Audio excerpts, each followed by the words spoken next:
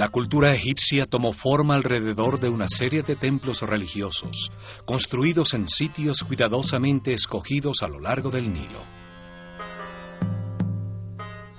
Para los sacerdotes egipcios, toda forma en el universo que crece hacia afuera necesita un receptáculo que permita su desarrollo en el tiempo. Los templos fueron los receptáculos que permitieron el desarrollo de su civilización. Cada templo expresó una toma de conciencia distinta sobre el universo. Su objetivo era comunicar los distintos principios fundamentales a su sociedad, las distintas verdades.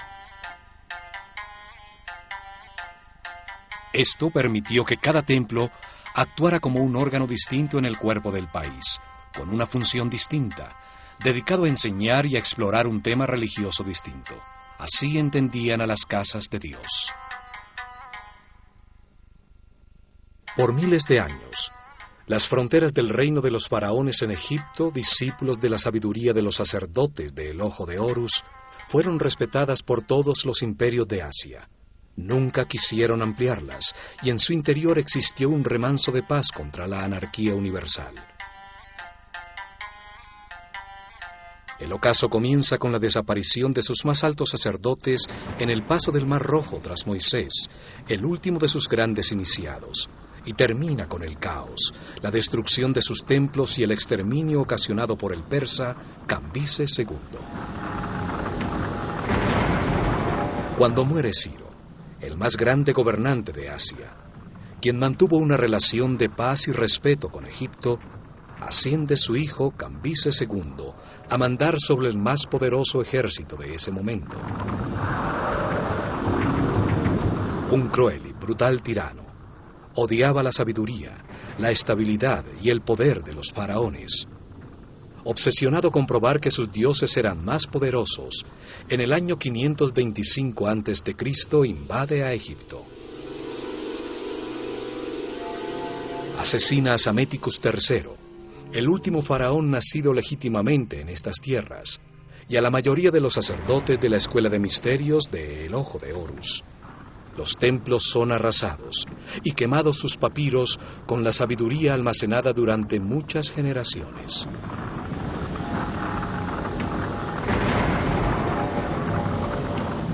El conocimiento se había convertido en oscuridad, y la otrora sabiduría egipcia desaparece con sus altos sacerdotes. Cambises II establece un cruel vasallaje que duraría 200 años, hasta la llegada en el año 332 a.C. de Alejandro el Grande, quien es recibido como un salvador por los egipcios. Alejandro ordena la reconstrucción de sus templos, y a su muerte, Ptolomeo I, uno de sus generales, dio comienzo a las dinastías ptolemaicas que reinarían por casi 300 años. El templo dedicado a Hathor, que ya existía en Déndera desde el año 5400 a.C., fue reconstruido por los reyes macedonios, como un método piadoso para legitimizar su poder.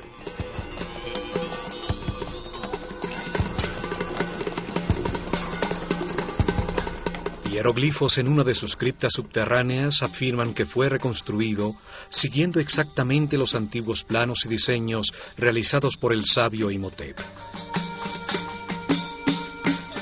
El complejo religioso de Déndera está situado a los 26 grados norte de latitud.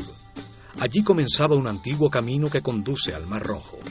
Un poco más al sur, posteriormente, se construiría Tebas.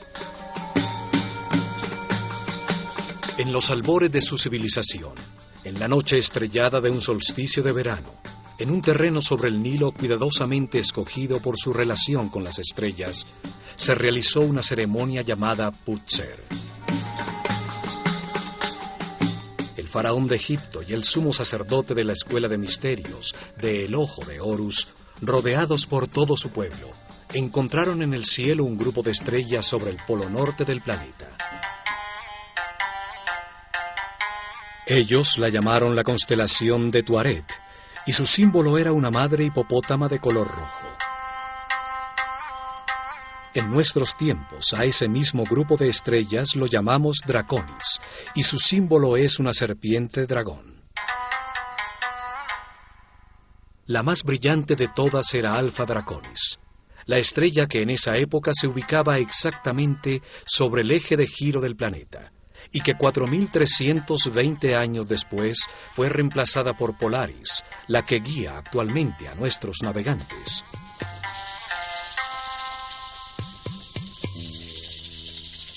El avance del sistema solar en su giro alrededor del centro de la galaxia determina que durante ese ciclo de 25.920 años, 6 distintas estrellas brillen sobre el polo.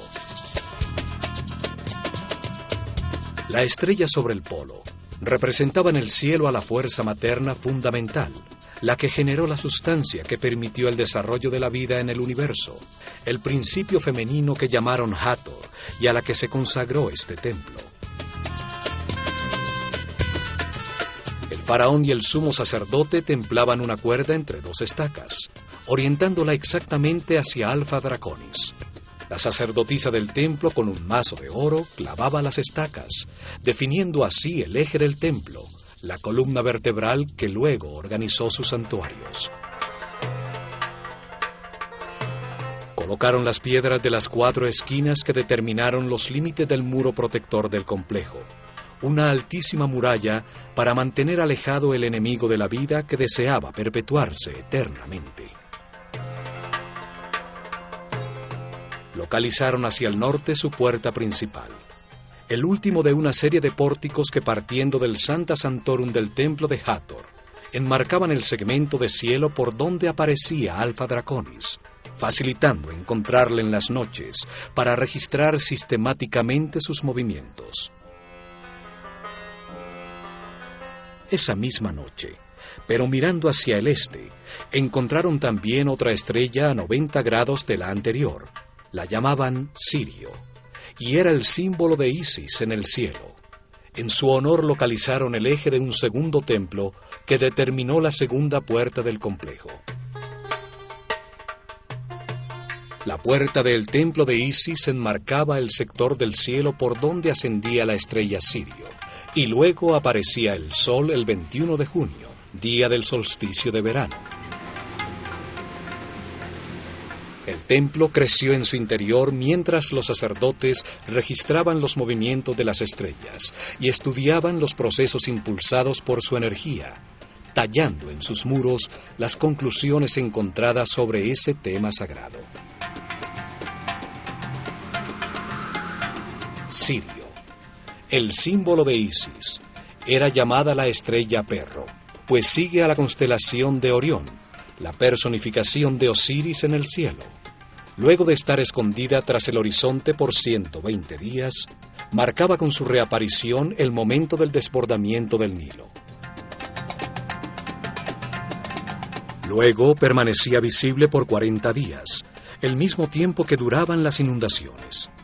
Esta correspondencia hizo que Sirio se volviera muy importante para la vida del país, que dividía su año en 3 estaciones, llamadas tetrámenes, determinadas por el desbordamiento del Nilo.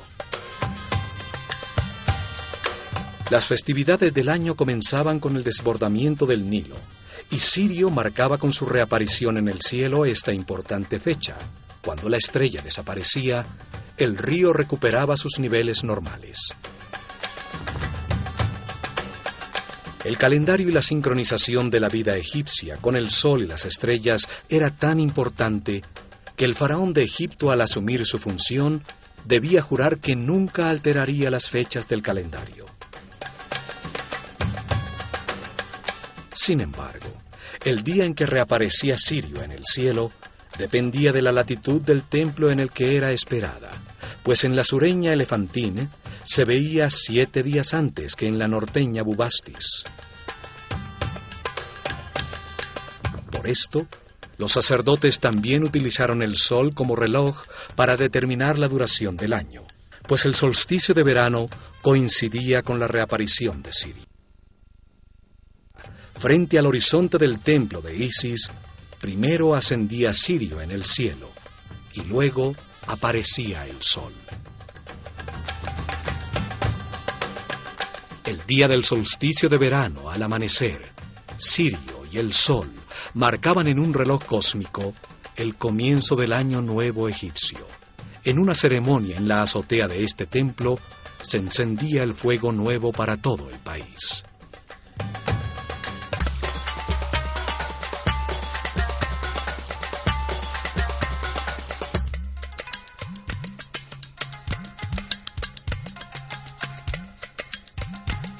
Para entrar a Déndera, hay que atravesar una serie de construcciones realizadas por los romanos durante los reinos de los emperadores Trajano y Domitiano.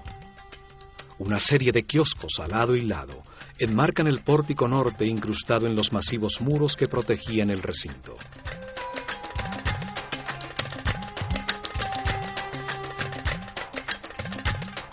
Al atravesar el pórtico aparece al fondo, con su eje principal orientado hacia el norte, la fachada con las 6 columnas jatóricas del imponente templo principal, dedicado al estudio de las estrellas.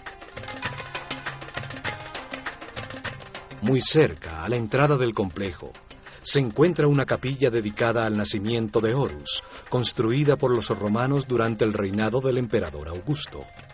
Allí se celebraba el momento de la iluminación, cuando Isis tiene simbólicamente el hijo de Osiris.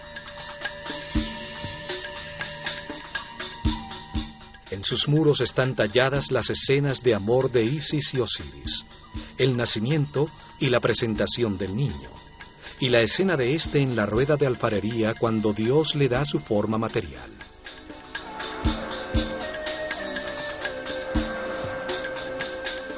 Sobre el capitel de sus columnas está representado el dios Bes, el protector de las parturientas, que favorece el nacimiento de los niños.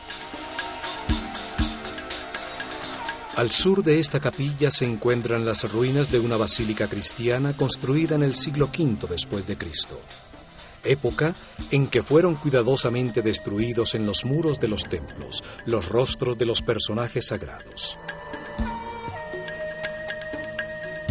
Más cerca al templo principal quedan las ruinas de un sanatorio, donde eran hospedados los enfermos que acudían al templo de Hathor en busca de sanación. Los sacerdotes del templo utilizaban sus conocimientos de medicina para ayudar al pueblo en el plano material. Hathor, la fuerza femenina multiplicadora de la vida, era reverenciada como una figura compasiva. El pueblo atravesaba grandes distancias para orar en su templo, bañarse en sus piscinas sagradas y recibir las medicinas y cuidados que necesitaban.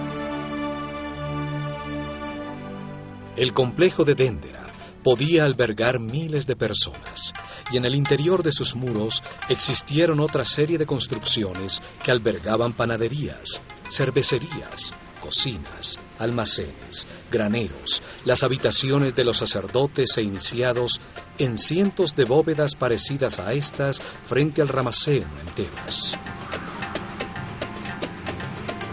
Alrededor de sus muros exteriores, el pueblo construyó sus casas, dando lugar a un polo de desarrollo bajo el cuidado de los guardianes del conocimiento, los sacerdotes del Ojo de Horus. El diseño de la fachada del templo de Hathor es distinto al del tradicional templo egipcio, pues sus columnas frontales están unidas hasta media altura por unos muros profusamente decorados.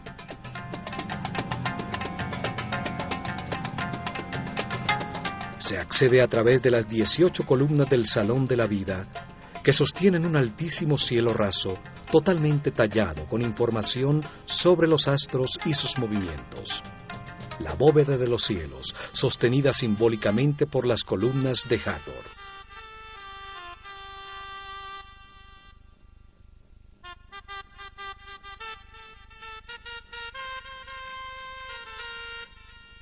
Cada columna tiene la forma de un sistro, un instrumento sagrado que hace vibrar una serie de discos de metal, utilizado por las sacerdotisas de Hathor, la patrona de la danza y de la música, para producir una vibración que adormece la conciencia.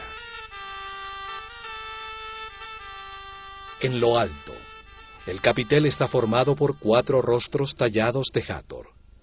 cada uno mirando hacia un punto cardinal, simbolizando que su fuerza se siente en todas partes del mundo. Sus ojos de serpiente y sus oídos de vaca, el símbolo de la maternidad y la nutrición, producen una imagen casi extraterrestre, asociada en innumerables leyendas al planeta Venus. El templo fue encontrado en muy buen estado por las tropas de Napoleón, debido a que permaneció sepultado bajo la arena por miles de años. Se convirtió en refugio para las tribus nómadas, que con sus hogueras ahumaron los colores del precioso cielo raso. En el cielo raso de este gran salón, los últimos sacerdotes de Dendera tallaron las tablas astronómicas que aún conservaban, producidas por varias generaciones de sacerdotes, para impedir que este conocimiento desapareciera para siempre. Todas las constelaciones que forman los signos del zodíaco aparecen representadas en sus barcas simbólicas, con imágenes de Nut, el símbolo de los cielos, que devoraba todas las noches el disco solar para parirlo nuevamente al amanecer. Los sacerdotes deciden transcribir en los muros de estos templos algunos papiros importantes como los registros astronómicos, que se salvaron de la destrucción de Cambises con el fin de preservarlos para las generaciones futuras.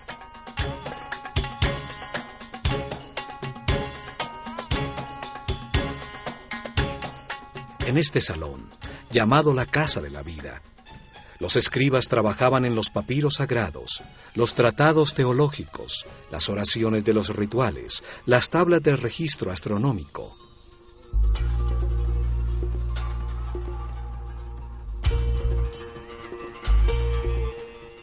El arte, la teología, la magia, la astronomía y la medicina se enseñaron a los discípulos de la Escuela de Misterios en este gran salón.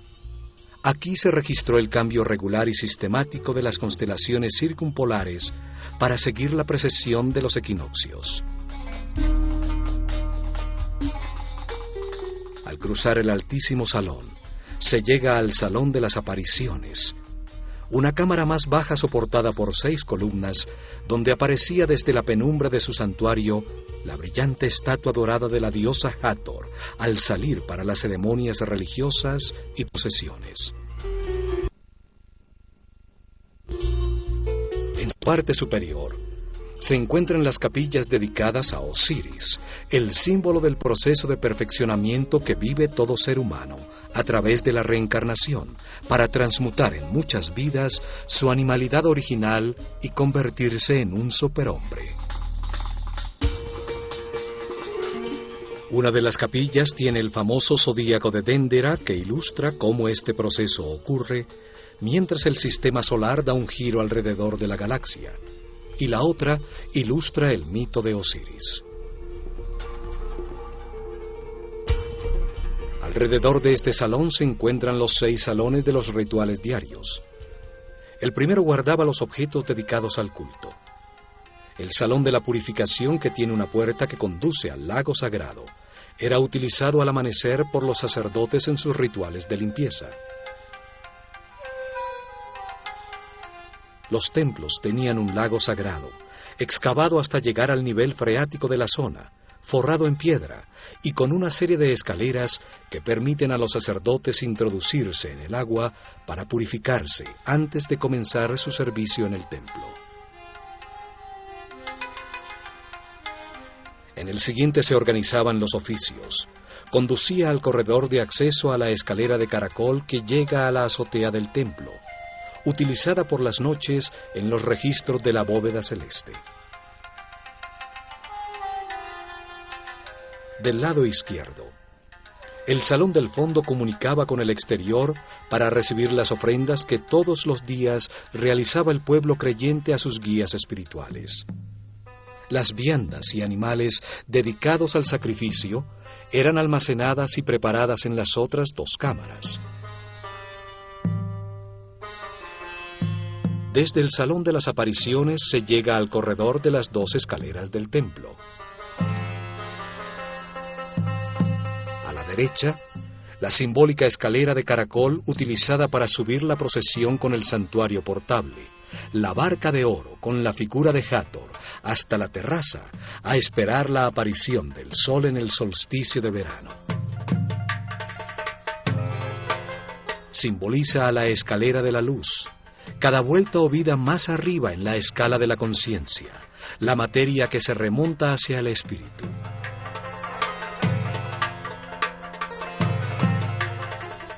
Y a la izquierda se accede a una larguísima escalera recta por donde bajaba la procesión trayendo el fuego nuevo. La recta escalera que simboliza el espíritu que desciende nuevamente a la tierra para condensarse en la materia, con el objeto de vivir experiencias que le permitan comprender el universo. Al atravesar este pórtico, se llega a la antecámara del santuario donde ardía el fuego, el instrumento de los dioses, la primera sustancia elemental de la materia. Allí se realizaban las ofrendas a Hathor, el principio femenino gestor de la vida en el universo.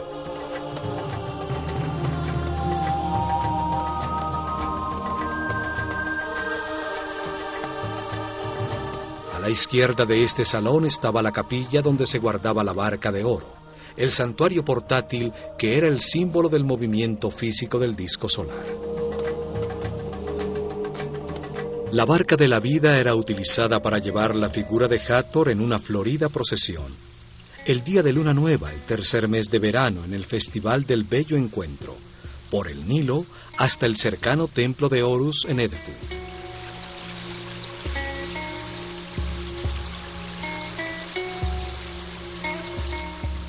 Un espacio abierto, sin techo, comunicaba también con la antecámara del santuario.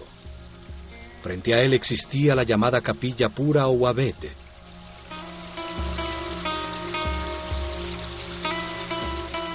A este espacio abierto eran sacadas las figuras simbólicas para que renovaran sus fuerzas al recargarse con la energía del sol. A medida que entramos más profundamente, el templo se hace más oscuro, los techos más bajos y las puertas más estrechas.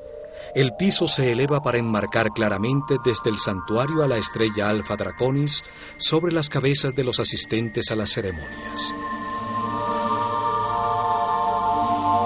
Y por fin, en lo más profundo del templo, sobre su eje principal, se llegaba a su corazón, su espacio más sagrado, el hogar de Hathor, su figura de oro, la carne simbólica de los dioses, con sus ojos de piedras semipreciosas, permanecía cerrada en un pequeño tabernáculo.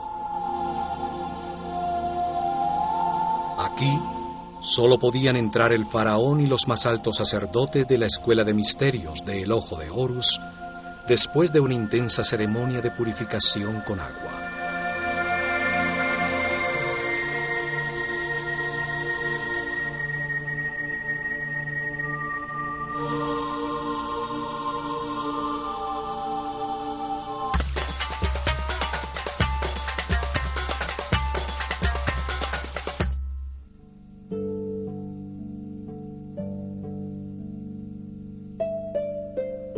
Los egipcios entendieron que como todo ser en el universo, Dios tiene una parte masculina emisora de la que fluye la información y una parte femenina que la recibe para gestar con su sustancia todo lo creado. Al Dios masculino le dieron 3 nombres. Lo llamaron Atum cuando aún no había creado el universo y permanecía inmanifestado. Lo llamaron Ta cuando organiza y crea el universo, las estrellas, los planetas y los reinos naturales sobre ellos. Y lo llamaron Amon-Ra cuando sobre toda la creación da lugar a la conciencia del hombre. De manera similar a su parte femenina también le dieron 3 nombres.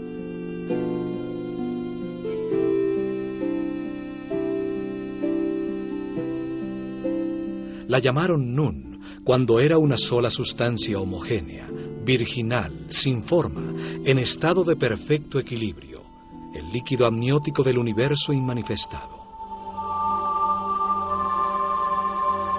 La llamaron Sekhmet cuando se polariza en dos fuerzas opuestas que la transforman en una sustancia radiante, en fuego, un principio multiplicador en movimiento, que gesta a Nefertum, el universo que reconcilia y armoniza temporalmente a las fuerzas opuestas.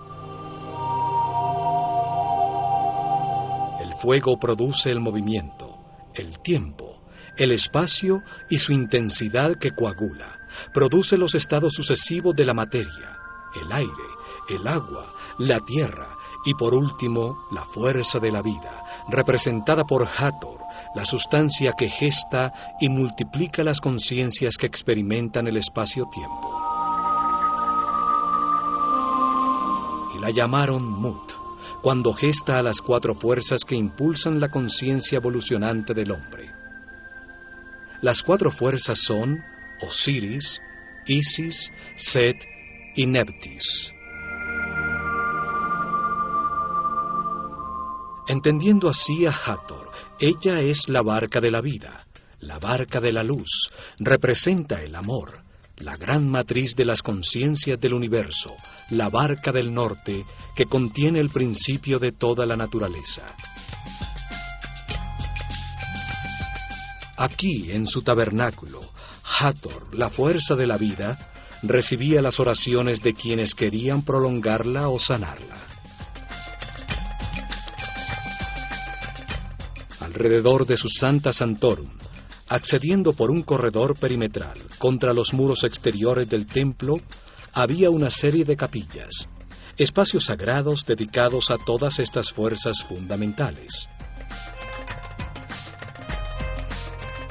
Estas capillas eran localizadas desde el exterior por las tallas de sus símbolos sagrados en el muro exterior del templo, y permitían que el pueblo que no podía entrar, allí solo entraban los sacerdotes y los iniciados, orara y pidiera ayuda a las fuerzas fundamentales del universo.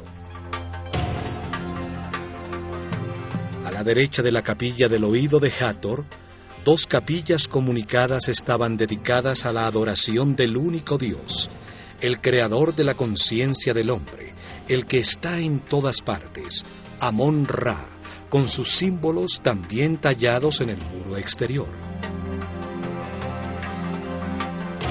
Las dos capillas comunicadas de la izquierda contenían las figuras que simbolizaban a las fuerzas fundamentales del Bajo Egipto, todas en relación con Hathor y su instrumento musical, el sistro. 4 santuarios a la derecha dedicados a Horus, a Sokar, a Isis y por último uno dedicado al gnomo de Déndera, el patrono o santo de la zona de Egipto donde se encontraba el templo. Había otra capilla que contenía el collar de Menat, un collar utilizado por el sumo sacerdote en las ceremonias y procesiones, con 4 figuras de Hathor, cada una con un trono simbólico encima. Los 4 tronos representaban a los poderes supremos del universo: el amor, la sabiduría, la fuerza infinita de la voluntad divina y la armonía. Bajo el piso de estos espacios existía una serie de criptas donde se almacenaban los elementos más sagrados, las pieles escritas y papiros más secretos concernientes a la revelación de este templo.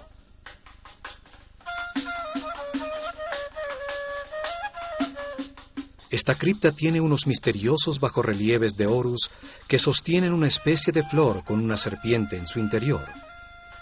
Teorías científicas afirman que se trata de las lámparas que pudieron utilizar para iluminar sus cámaras y construcciones bajo tierra.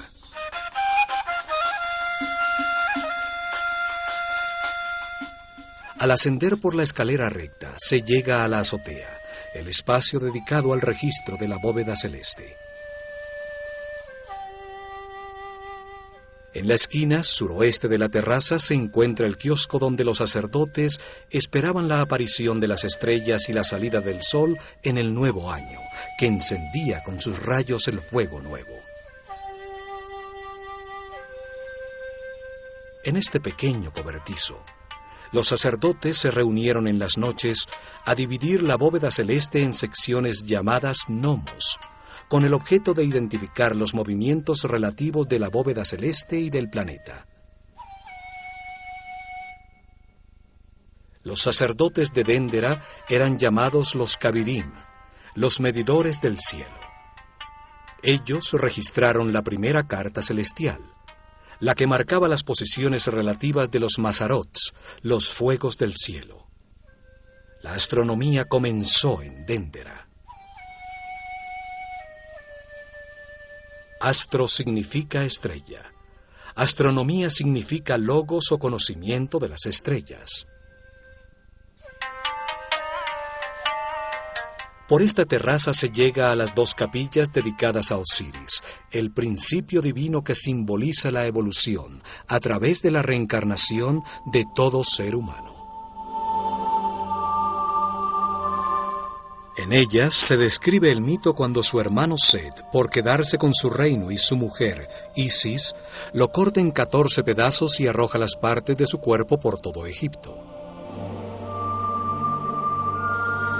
Las tallas muestran el momento en que Isis, después de reunir sus pedazos, suspendida en el aire bajo la forma de una hembra halcón, sobre el falo de Osiris, logra en una comunión espiritual quedar embarazada para dar a luz a Horus.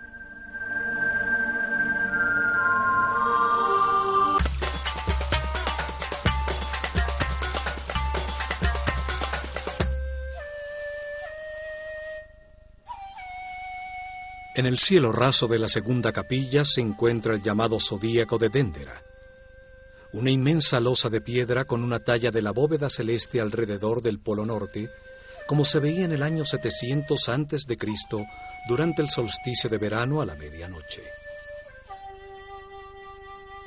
Es una copia de la losa original, de la que se enamoró Napoleón al entender su profundo significado y que hoy se encuentra en el Museo del Louvre en París. En una capilla como esta, en este mismo sitio, durante miles de años, los sacerdotes de El Ojo de Horus estuvieron actualizando periódicamente sobre un papiro un mapa de los cielos como este. Cada solsticio de verano, año tras año, por miles de años, marcaban la posición relativa del sistema solar y de la Tierra.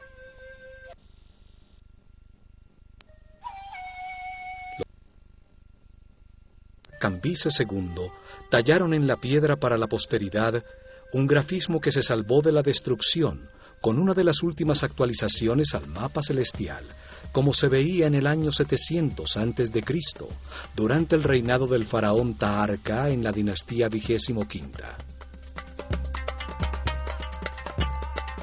La bóveda celeste es sostenida por 8 figuras arrodilladas de Horus y 4 figuras femeninas de Isis. Un círculo de hieroglifos une esta simétrica disposición.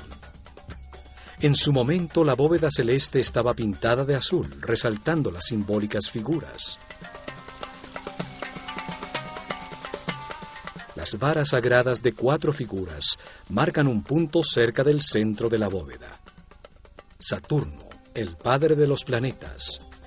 Júpiter, Marte y Osiris, que representan a la constelación de Orión, con su estrella compañera Sirio, la personificación de Isis en el cielo.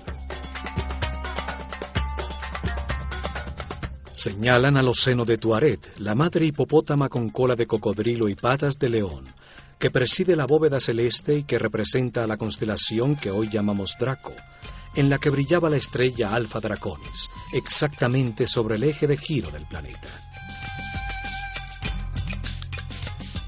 El eje del templo está orientado 71.5 grados hacia el noreste, para enmarcar en sus pórticos el segmento de cielo donde aparecía la estrella polar Alfa Draconis, que en la bóveda aparece sobre el seno de la hipopótama.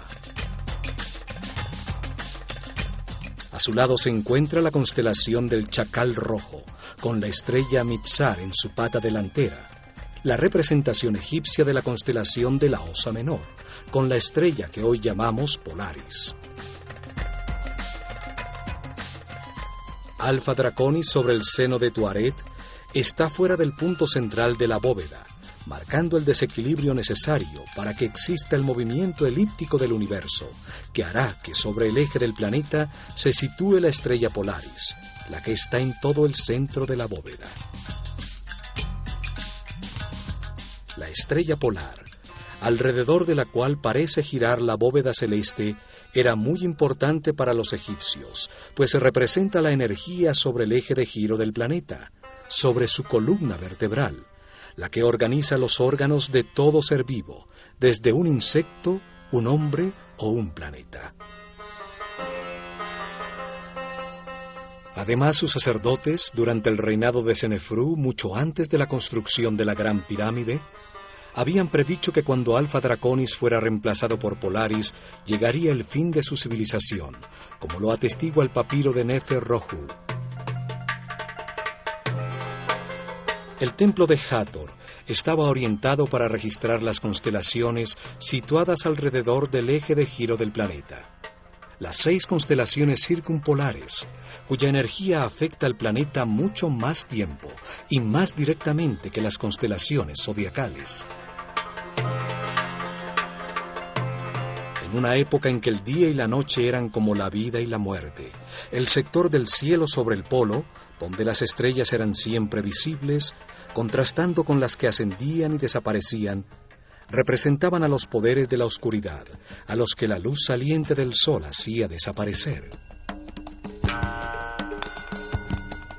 La oscuridad inicial, la madre oscuridad, el espacio vacío, el caos, era representado por esta hipopótama roja. Los hipopótamos al salir del agua exudan un líquido rojo. El agua del Nilo, al desbordarse y quedar sobre la tierra, se volvía roja debido al óxido de hierro. El rojo simboliza la fuente materna. A su lado se reconocen las otras constelaciones circumpolares, como la constelación de la Pata con su estrella Mesquet, hoy llamada constelación Cefeus con su estrella Alfirc, y la constelación de Hércules. Desde la estrella sobre el polo dividieron el cielo a su alrededor en 12 sectores principales de 30 grados cada uno. Las constelaciones de estrellas, las cuales contenían los decanos, una serie de 36 estrellas muy brillantes por las que pasa el sistema solar en su viaje por la galaxia. El sistema solar y el hombre, al atravesar cada uno de los 12 sectores en los que agruparon a las estrellas, recibían una influencia energética distinta que impulsaba en los espíritus encarnados en cada momento un proceso distinto de perfeccionamiento. Para explicar qué proceso impulsa cada grupo de estrellas, lo simbolizaron con un animal que representa un nivel evolutivo distinto de la conciencia en su camino de reencarnaciones para la adquisición de sabiduría a través de la experimentación en un universo de polaridades contrastantes, de luz y oscuridad. El círculo de animales o zodíaco. El cangrejo de Cáncer simboliza el yo siento, el animal que se retira a su pequeño hueco de agua a digerir su alimento espiritual, cuando la conciencia se mueve de manera incierta y comienza su proceso evolutivo, experimentando por primera vez con los sentidos. Los gemelos de Géminis simbolizan el yo pienso, el deseo de aprender y explorar, con la dualidad necesaria para encontrar la verdad, el conocimiento y la experiencia a través de los opuestos, de las experiencias contrastantes.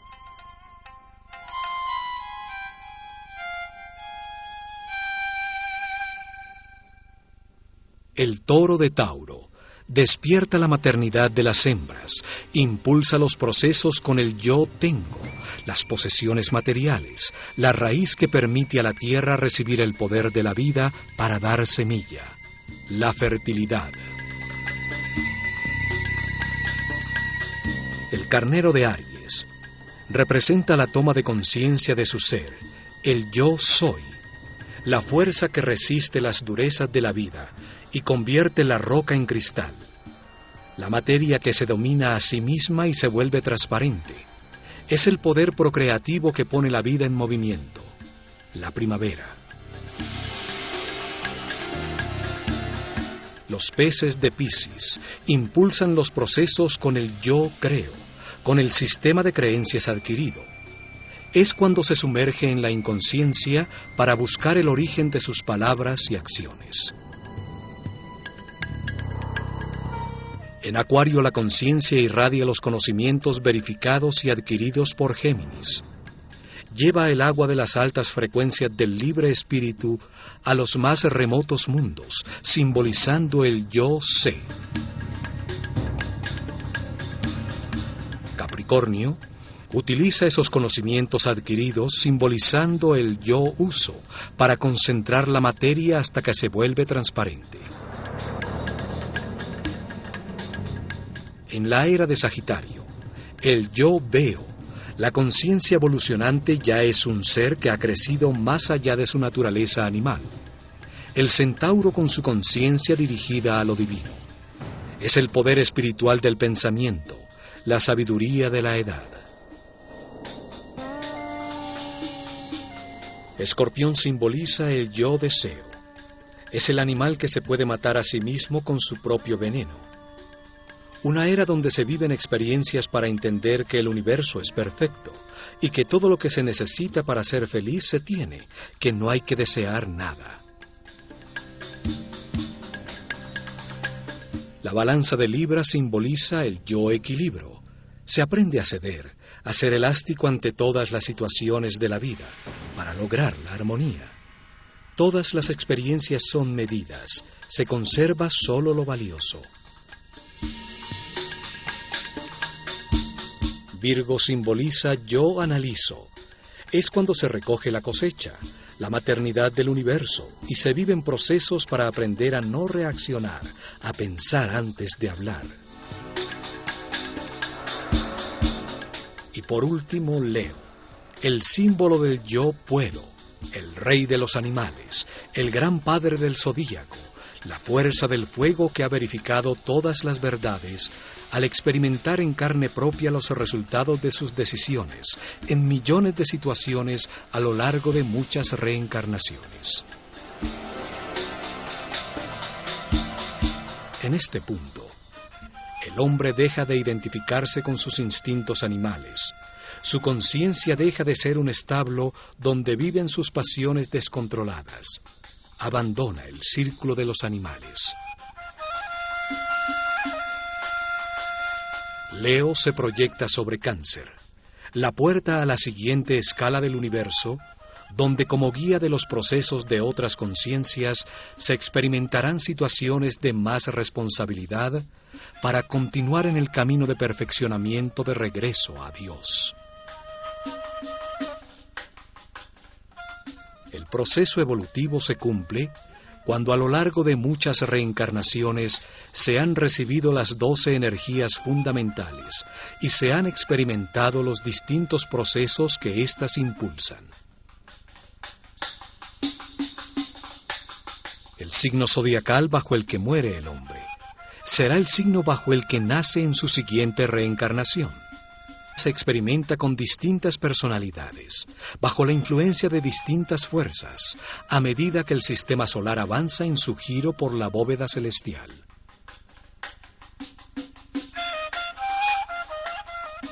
Hoy conocemos este giro con el nombre de precesión de los equinoccios, pero no entendemos su profundo significado en nuestro propio proceso evolutivo. Para Occidente no existe el perfeccionamiento espiritual como un proceso de muchas reencarnaciones. Este mapa celestial prueba los conocimientos astronómicos y filosóficos de los sacerdotes de la escuela del Ojo de Horus, y que entendieron la vida en el universo como un proceso diseñado por Dios para convertir un animal ignorante en un superhombre sabio. Subiendo por una escalera de peldaños en cantilever contra un muro profusamente tallado con hieroglifos, se asciende a la terraza superior del templo. Allí aún se conservan las hendiduras que soportaban los instrumentos utilizados por los sacerdotes para registrar adecuadamente los movimientos de los astros. El templo de Hathor registraba los movimientos de las estrellas polares y allí siguieron el cambio de Alfa Draconis, que en el año 4320 a.C. brillaba sobre el polo norte por Polaris, la estrella que hoy guía a nuestros navegantes. En esta terraza, en muchos solsticios de verano, se realizaron las ceremonias para recibir el Año Nuevo egipcio, cuando la barca de Hathor, el principio multiplicador de las conciencias que vienen a experimentar en el espacio-tiempo, subía a la azotea. Allí, los primeros rayos del sol, que anunció Sirio al reaparecer en el horizonte, prendían el fuego nuevo, la fuerza que puso en movimiento al universo, generando un sitio donde la conciencia aprendiera el significado del amor, gracias a la existencia del miedo.